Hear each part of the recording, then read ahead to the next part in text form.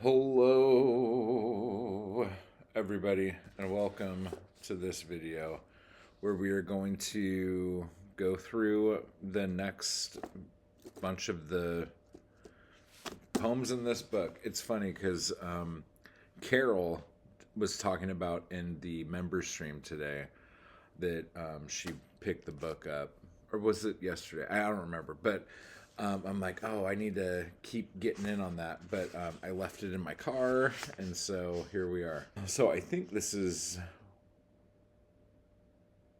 where we're supposed to be. Well, that sucks.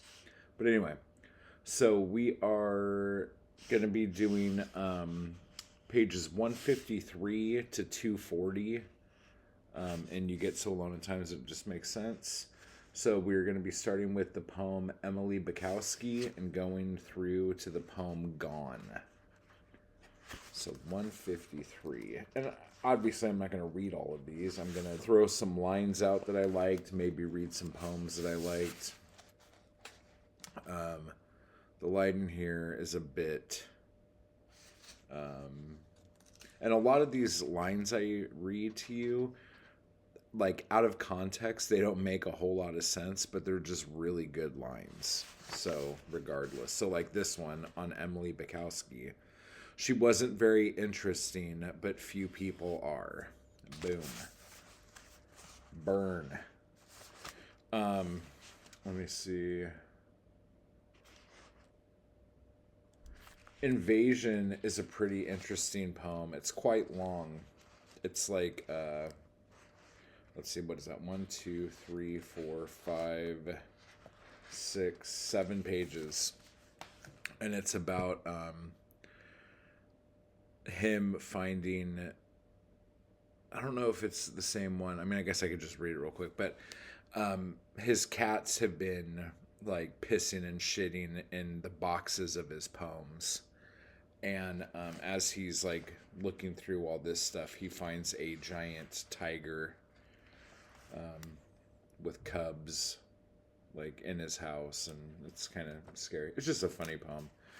If you I think it's in On Cats as well, which is pretty good. You should check that out. And then this poem here about called Hard Times, about hanging out with the people who painted his house or whatever. I love how these flags are lighting up in this blue light. I feel like I'm at a weird rave. It's kind of a sweet poem. It's like and this like shows you about him, you know. Here, I'll just read the poem because it's a good one. As I got out of my car down at the docks, 2 men started walking toward me. One looked old and mean, the other was big and smiling. They were both wearing caps. They kept walking toward me. I got ready. Something bothering you guys? No, said the old guy. They both stopped. Don't you remember us? I'm not sure. We painted your house. Oh, yeah. Come on, I'll buy you a beer. So, like, he's like, I'm buying you guys a beer now. Just like, people don't do that now, you know what I'm saying? We walked toward the cafe. You were one of the nicest guys we worked for. Yeah? Yeah, you kept bringing us beer. And that goes back to the whole, like, an alcoholic doesn't like to drink by himself. But yeah. So we sat at one of those rough tables overlooking the harbor. We sucked in our beers. Or we sucked at our beers. You still live with that young woman? Asked the old guy. Yeah, how are you guys doing? There's no work now. I took a 10 and handed it to the old one. Listen, I forgot to tip you guys. Thanks. You know what I'm saying? We sat with our beer. The canneries had shut down. Todd's shipyard had failed and was phasing them out. San Pedro was back in the 30s. My grandpa worked at Todd's shipyard. I finished my beer. Well, you guys, I gotta go. Where are you gonna go? Gonna buy some fish. I walked off toward the fish market. turned halfway there, gave them thumb up right hand. They both took their caps off and waved them. I laughed, turned, and walked off. Sometimes it's hard to know what to do. That whole thing was him not knowing what the fuck to do. Here, I'm going to buy you guys a beer. Oh shit, it's not going good. Oh, I forgot to tip you guys. Okay, I'm going to go buy fish. Bye. And then, like, why would you look back? I don't know. I don't know what else to do. You look back. Sometimes it's hard to know what to do. That's the fucking truth, man. Oh, it's so fucking true. Whew. I don't know what to do most of the time. Let's see. Oh, this is a kind of a... But, like, the other thing you notice about him during this period is that his poems get longer. But look at the spacing.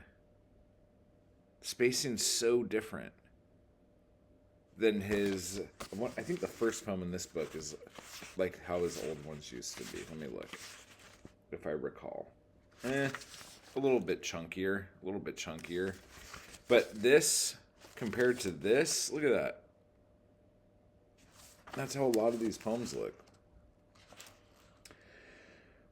We do this as we poem for years and years. Everything we do changes because as we write, like Bukowski, he wanted to get simpler and simpler and simpler until he finally just didn't fucking write anything. You know what I'm saying? But like, a lot of us do these things that change our way because not only do we need to be excited about what we're writing about, we need to be excited about how we're writing it every once in a while. You know, if we're doing the same thing and writing about the same shit, it's going to get really monotonous. So doing little things, like changing things up. Like when I, for years, I was like, I'm never going to have a stanza break. That's stupid. It's wasting space. I'm just going to have like big chunks, but like small lines, but big chunks of body and shit like that. And I don't know why I decided to do it like that, but I started doing it like that. And then I also was never using punctuation, which when you have a poem set up like that, it's very confusing. I understand that. But then I started using punctuation when I needed to get a point across, like an exclamation point. Then I started using punctuation on questions. I'm like, yeah, you should have a question mark on a question. That makes sense to me. And then I started like having a ridiculous amount of stanza breaks where I'm just like, at the end of every phrase, that will be a break. Now listen to how I speak and where I put pauses, because that's really how I write my poems. Every time I pause, that's a line break. And if I pause for a long time, that's a stanza break. You know what I'm saying? So a lot of these, how I speak is how I poem. Okay? And I don't know if we should verb poem, but why the fuck not? Okay? So back to Buke poeming over here. Let me see. Gay Paris. I thought the stuff tasted worse than usual.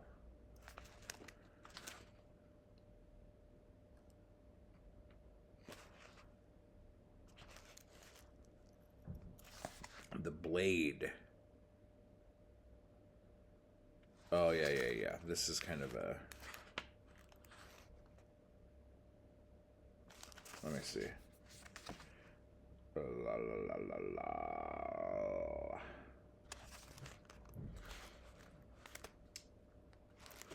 Boil.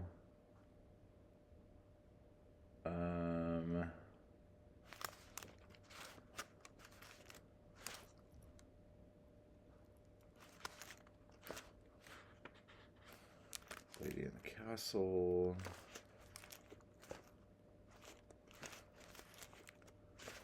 That's a long one too. Relentless is the tarantula, their knight. This is probably one of the greatest lines in this whole book.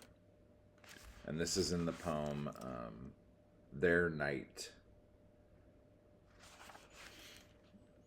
Having nothing to struggle against, they have nothing to struggle for.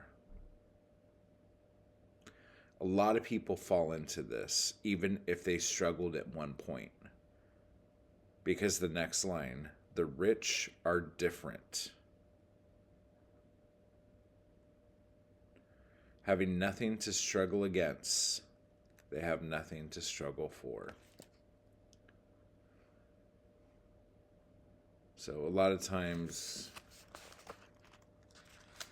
greats fall into that. And stop being so great.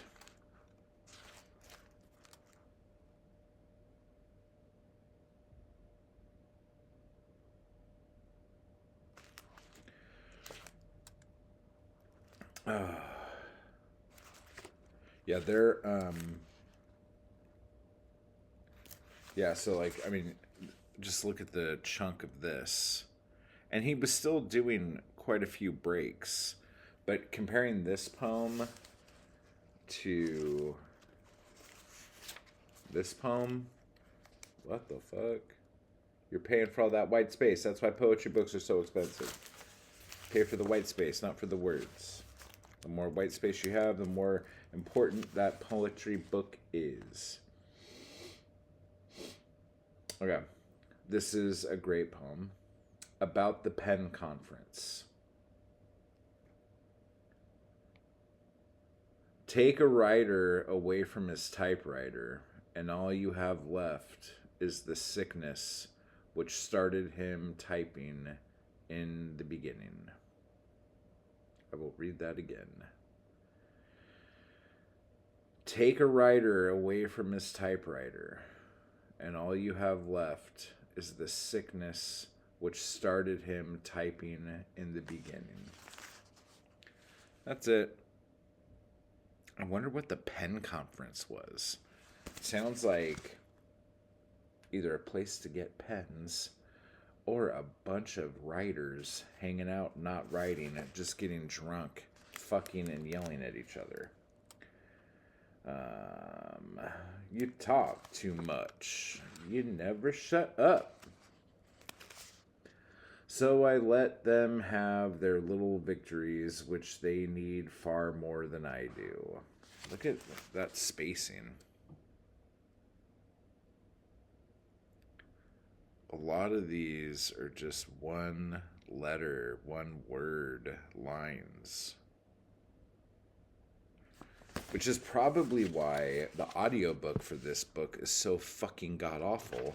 Because the guy trying to read the poetry is trying to read it like you would, like, metric verse. When the cop pulled me over, I handed him my license. Like, why read it like that? Don't be a fucking dick. When the cop pulled me over, I handed him my license. He went back to radio in the make and model of my car and got clearance on my plates. He wrote the ticket, walked up, handed it to me to sign. I did. He gave me back the license. How come you don't say anything, he asked. I shrugged my shoulders. Well, sir, he said, have a good day. Drive carefully. I noticed some sweat on his brow, and and the hand that held the ticket seemed to be trembling. Or perhaps I was only imagining it. Anyhow, I watched him move towards his bike, then I pulled away. When confronted with dutiful policemen or women and rancor, I have nothing to say to them. For if I truly began, it would end in somebody's death. Theirs or mine. So I let them have their little victories, which they need far more than I do. So yeah. So that is how some of these poems are read.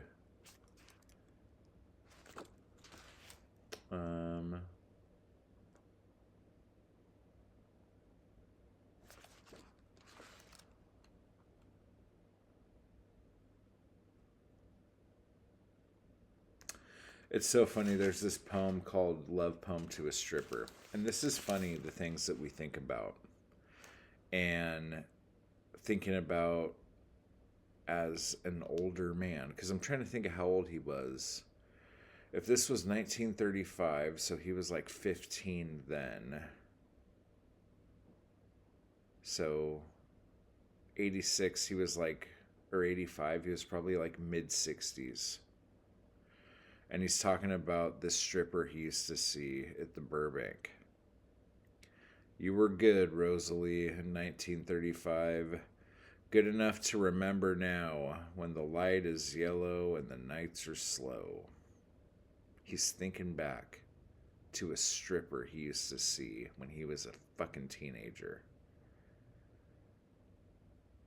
And he's thinking on it fondly. Those are the good times. This guy's a fucking rich poet living in his fucking house with his nice fucking car and young ass wife that we know they had problems, whatever.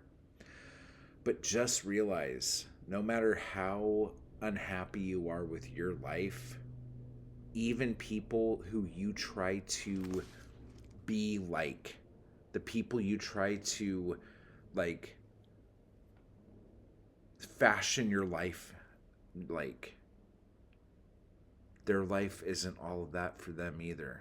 And they look back fondly on other times. Okay? And this goes back to us talking about being a famous poet. That means sitting around and fucking writing. It doesn't mean sitting around and having people tell you how fucking good you are. You got to do the work, people. Do the work. All right. Off my high horse. Nothing is worth it. I have underlined right there for some reason out of a poem that I don't really think I liked very much. But that's okay. Okay, we're going to read this last poem. I don't know if it's any good. I don't remember, but I don't have anything marked on it. So this is called Gone on page 240. Oh, I did read this. Okay. Makes me think of what he's talking about. It left like the ladies of old as I opened the door to the room, bed, pillows, walls. I lost it.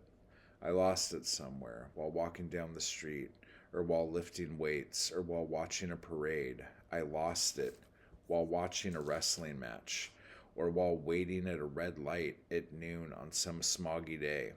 I lost it while putting a coin into a parking meter. I lost it as the dogs slept. As wild dogs slept. What did he lose? What is it? I lost it. I lost it somewhere. It left like the ladies of old as I opened the door to the room, bed, pillows, walls.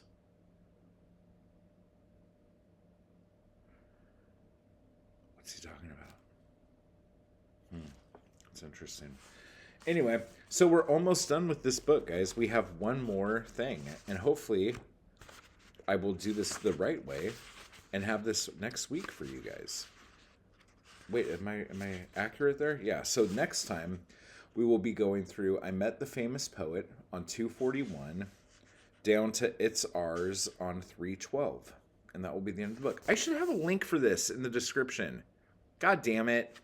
I'll put a link in the description for this book. Ooh, look how pretty that looks under that blue light. Okay, so then if you buy it through there, I get a kickback. That's fun. Be nice to make some money off of some of this shit. Am I right? Holla. So, if you don't want to read that book, you could read my books. When Your Mom Taught Me Prize for Poetry and The End of Everything. Just send me an email. I think End of Everything you could get on Amazon too if you wanted. The ebook, not the paperback. And then Los Angeles, I still have a couple copies left. And Panic, I have quite a few copies left. But I also have these guys here because I don't know where the copies of Los Angeles and Panic are. I know where they are, I just haven't got the box open yet. So we have Extra Extra. I have some copies of this left, as you can see. I have at least 9 copies of this left. And then Me as an Action Figure. Nostalgic poems about thinking about that stripper that you saw when you were 15. And this one, how many of these did I make? 50 of these. And that's number 38. So that's how many I have left, guys. All right, so type hard, everybody. Join the crew down below. And I will talk to you all later.